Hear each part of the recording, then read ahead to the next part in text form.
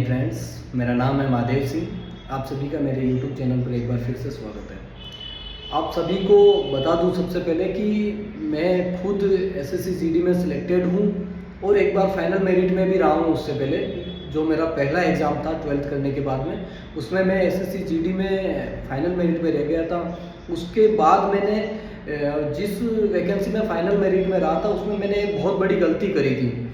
उसके बारे में भी जीडी का जो एग्ज़ाम हो जाएगा उसके बाद में एक वीडियो लाऊंगा कि एग्ज़ाम होने के बाद हमें क्या करना चाहिए कि नेक्स्ट एग्ज़ाम के लिए हम क्या अच्छा कर पाएँ, उस पर भी एक वीडियो बनाऊंगा। सबसे पहले आज अभी जैसा कि पता है समय बहुत कम है, समय लगभग 15 दिन का ही समय बचा है, तो एक एक मिनट अपने लिए कीमती है। तो 4 फरवरी से अपना एग्ज़ाम एसएससी जीडी का एग्ज़ाम स्टार्ट हो रहा है। तो अब हमें लास्ट 15 डेज लगभग बचे हैं कि अपना फर्स्ट डे एग्ज़ाम मान के चले, तो उनमें क्या करना चाहिए, किस चीज़ की तैयारी करनी चाहिए और किन किन चीज़ों पे फोकस करना है हमें कि हम अपना फाइनल सिलेक्शन दे पाएँ। तो सबसे पहले मैं आपको बता दूं कि ये जो लास्ट 15 डेज हैं वो बहुत इम्पोर्टेंट है अपने लिए। अपने पास 4 सब्जेक्ट हैं, हिंदी या इंग्लिश जिसने जो चूज किया होगा बच्चों ने, उसके साथ ही मैथ, रीजनिंग और जीके जीएस। तो 15 डेज में अब अपने को वापस से रिवाइज करने की ज़रूरत नहीं है कि सभी बुक्स को हम एक बार फिर से पढ़ें। हम ये कर सकते हैं कि अपन को इस समय ज़्यादा से ज़्यादा मॉक टेस्ट देने हैं। मॉक टेस्ट में भी क्या करना है आपको कि सब्जेक्ट वाइज डिवाइड करना है आपको, कि एक दिन मैंने हिंदी और जीके जीएस का मॉक टेस्ट दे दिया फर्स्ट डे, सेकंड डे में मैथ और रीजनिंग का मॉक टेस्ट दूंगा। उसके साथ ही साथ अपने को फुल लेंथ मॉक टेस्ट भी डेली एक या दो फुल लेंथ मॉक टेस्ट देना है। उससे क्या होगा, आपका टाइम पता चलेगा कि मैं कितने मिनट में कितने क्वेश्चंस कर पा रहा हूँ। टाइम का बहुत महत्व है। एक एक मिनट एक क्वेश्चन भी आपका छूटेगा मतलब आप मेरिट से बहुत डाउन जाओगे। तो टाइम, स्पीड और एक्यूरेसी कि आपकी क्या स्पीड रहनी चाहिए, कितना समय आपके पास बच जाता है या कितना समय रह जाता है पेपर करने के बाद, और एक्यूरेसी कि यार मुझे इस क्वेश्चन पर मेरे को कम समझ में आ रहा है, तो ये तो नहीं कि आप बहुत ज़्यादा टाइम उस पर ही वेस्ट कर दे रहे हो। तो मॉक टेस्ट दोगे तो आपको ये क्लियरिटी आएगी। उसके साथ ही साथ मॉक टेस्ट में अपने को पता लगेगा कि मैथ से मेरा टाइम एंड स्पीड का कोई क्वेश्चन गलत हो रहा है या एवरेज से कोई क्वेश्चन मेरा हर बार गलत हो रहा है। तो अपने को क्लियर करना है कि यार इस एक्सरसाइज से मेरा क्वेश्चन गलत हो रहा है, तो उस एक्सरसाइज को आपको उसी दिन क्लियर करना है और अगले टेस्ट में ध्यान रखना कि मेरा कम से कम इस एक्सरसाइज से कोई क्वेश्चन गलत नहीं होगा। तो मॉक टेस्ट से अपने को थोड़ी क्लियरिटी आती है कि मेरे ये टॉपिक क्लियर है, ये टॉपिक मेरा बच रहा है। तो अब अपने को पूरी किताबें पढ़ के ये चेक नहीं करना है कि मेरा कौन सा टॉपिक छूट गया है।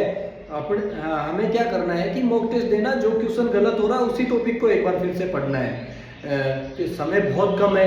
इसके साथ ही साथ क्या कर सकते हैं अपन, अपने को एक करंट जीके की जो 1 ईयर की बुक आप सभी के पास, मुझे पता है आपके पास होगी, तो 1 ईयर जो करंट जीके की बुक होगी कोई भी पीछे की 1 ईयर की, उसको आप एक बार 2 दिन में अभी 2-2 घंटे देकर के एक बार के लिए पढ़ लो उसको।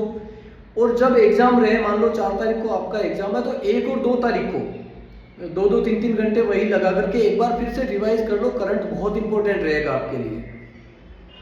दूसरी चीज, एक हमें ऐसा लगता है कि एसएससी जीडी की मेरिट बहुत हाई जा रही है, तो उस चीज से बिल्कुल घबराने की जरूरत नहीं है। मेरिट हाई जा रही है मतलब पेपर इजी आ रहा है, और जरूरी नहीं है कि इस बार भी हाई जाएगी, कि ये मान के नहीं चलना नहीं एग्जाम सेंटर में बैठते हैं कि मुझे तो 155 मार्क्स ही लाने हैं। नहीं, पेपर के अकॉर्डिंग नंबर आएंगे।